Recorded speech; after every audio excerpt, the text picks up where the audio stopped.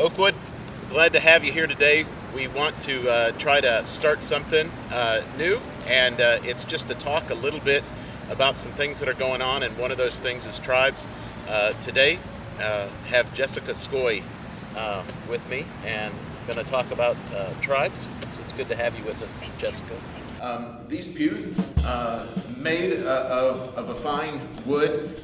Just looking at it, you can tell. I mean, you can see the fine grain in there that it's a fine wood. And at first, I would probably say that might be a hard wood, like a maple or a walnut. But where we are, it's probably best to say that it's a fine oak wood.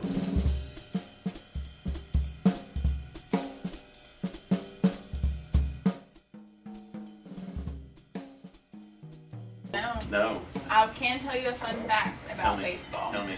I lost my very first tooth at a Pittsburgh Pirates game. You did? Yeah. It just came out? Wow. Just popped right out. And my dad and my uncle were at a pinball convention, and we called them and told them on the phone that I had lost my tooth at the Pittsburgh Pirates game. Wow. Jessica, we started something through the summer called Tribes, and on a Sunday I asked for leaders. And you volunteered to be a leader for 15 weeks for this thing we're calling Tribes. Mind if you tell me what made you do that, or what was behind that? Or So I had been feeling called to come home for a long time. I've been living in Huntington for 5 years, and I've really wanted to be home, and the opportunity didn't arise. And sorry, my phone's ringing. Are you going to be able to hear it? It's okay. Okay. This will be part of the interview, by the way.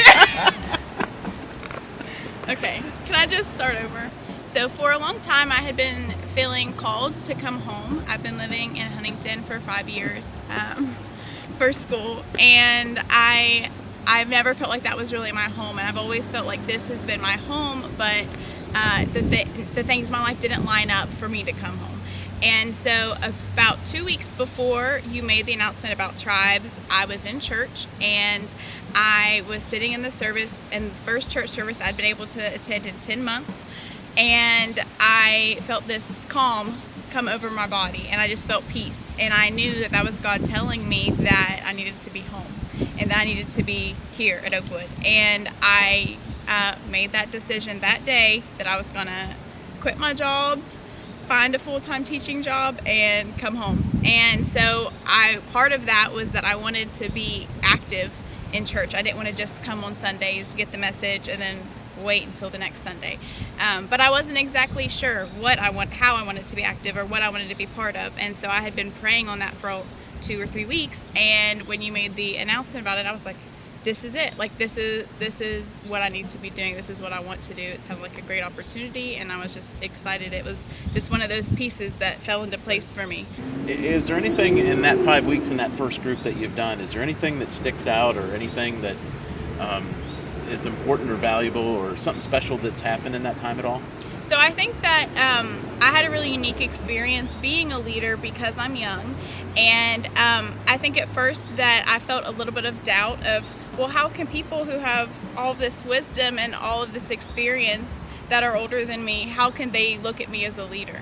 And I think that I was blessed with my first tribe. They all gave me that opportunity. They all gave me that respect, and we learned from each other. And we had this discussion the very first week as a tribe that we met about where we had come from, how we had come to Oakwood, our story. And even within all of those stories, I had some kind of connection with every single person. And some of the people I've known for 10 years, the whole time I've been at Oakwood, and I didn't know that we had this connection, or that we both knew this person, or we both had this similar testimony, or whatever it may be. And so we had this really awesome discussion about how it takes all of us, every single one of our experiences, to fellowship with each other and to reach out to people within and outside of the church, because there's not one right way. And there's, when we use all of our experiences, all of our testimonies, all of our wisdom, all of our knowledge, we're able to come together and be the church. That's awesome. That's great. Now, you said something about a story, and one of the stories you shared with me earlier was I don't know when it was. You came to church, you didn't know it. It'd been a while, and it's like, wow, I don't know. I came to church.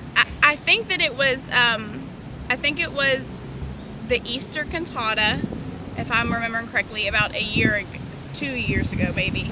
And this song had overcome me with emotion, and I couldn't find a tissue box. And I was looking around for a tissue box, and as I was looking around, I was looking at the people around me, and I was like, I don't know any of these people. I hadn't been to church at that point probably like 2 months because of school and work, and I was like, I don't know who any of these people are. Like, I'm surrounded by strangers. This is crazy. I mean, I've been going here for probably 8 or 9 years at that point, and I didn't know anybody in the pews beside me, in front of me, or behind me. And so it was really interesting to be in that situation, because I feel like our church is growing, and especially over even the last 5 years. We're getting brand new faces, brand new leadership positions, and all of these new people, new families, they're coming in, and sure enough, I didn't know anybody. Yeah.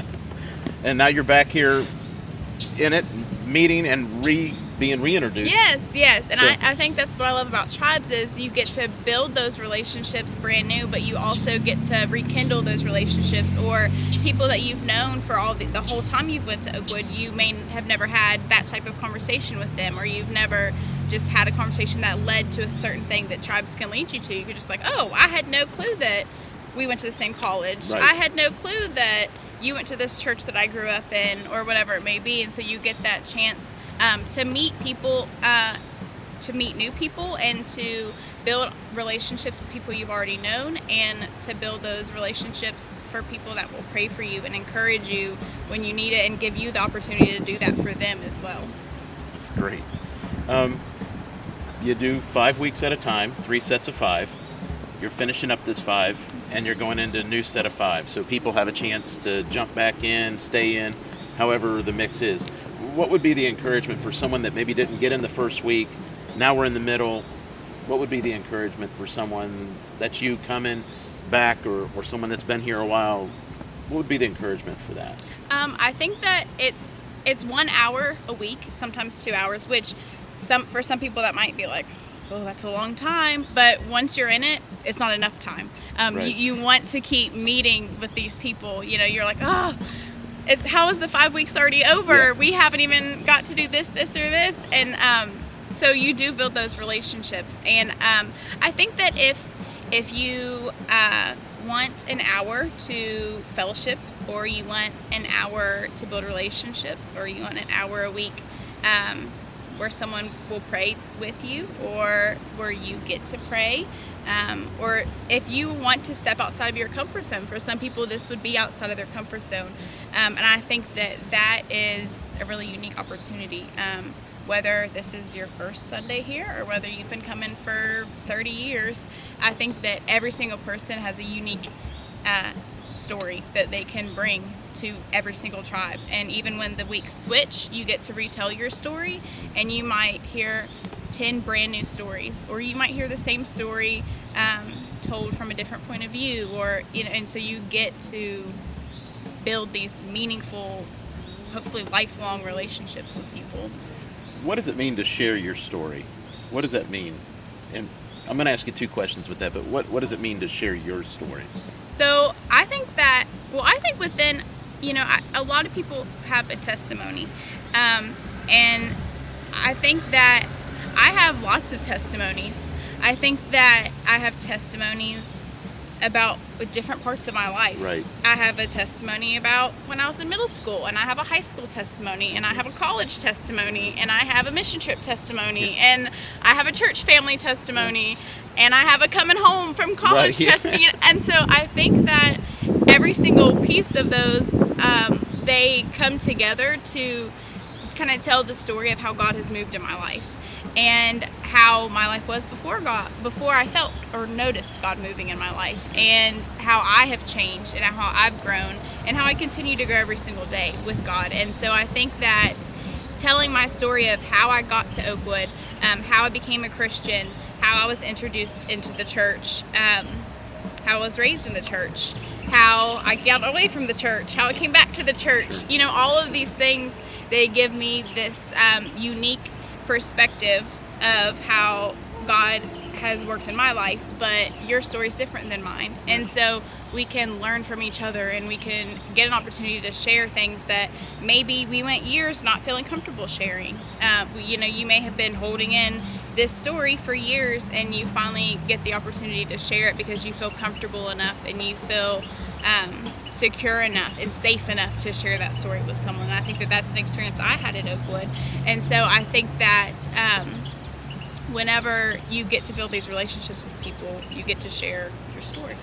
Yeah. That's the basis of my baseball knowledge. Basis. But good job, Jessica. Thanks. That's a good one. I can't add to that. I mean, that was out of the park. I mean, you know. There was a home run there. Usually it's either hit or miss. Hit or miss, it is, yeah. But you caught on to that real quick. Yeah. Have we covered all